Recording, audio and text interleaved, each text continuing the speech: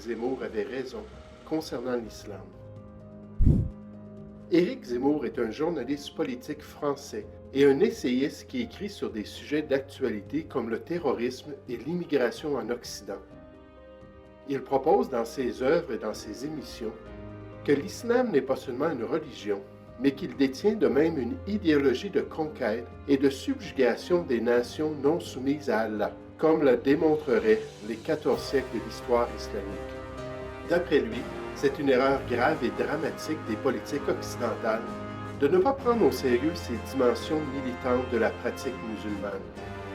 Et si Éric Zemmour avait raison, s'il disait vrai concernant la nature intrinsèquement conquérante du Coran et de la foi islamique, s'il avait raison concernant ceux qui sont catalogués par les médias comme étant des extrémistes ou des intégristes, alors qu'en fait ils sont seulement des musulmans fidèles à ce que Allah et Mahomet leur demandent de faire.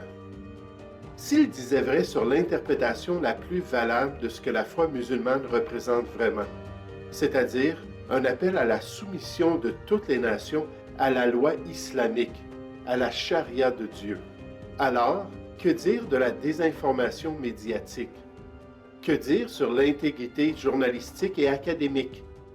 Que penser de l'objectivité des médias et des dirigeants politiques de nos pays occidentaux quant aux enjeux qui menacent notre existence et nos droits?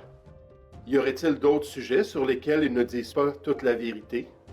Sur lesquels ils ne font pas un débat de fond? Y aurait-il un agenda particulier derrière ce qu'ils annoncent à la population? Et pour quel objectif? Le consensus social et le sentiment des masses seraient-ils faussés par des informations fallacieuses qui cherchent à séduire le commun des mortels? Et pour quel objectif? Faudrait-il demander une nouvelle approche à la communication des faits? Vaudrait-il la peine d'exiger les deux côtés de la médaille lors des nouvelles régionales, nationales et internationales?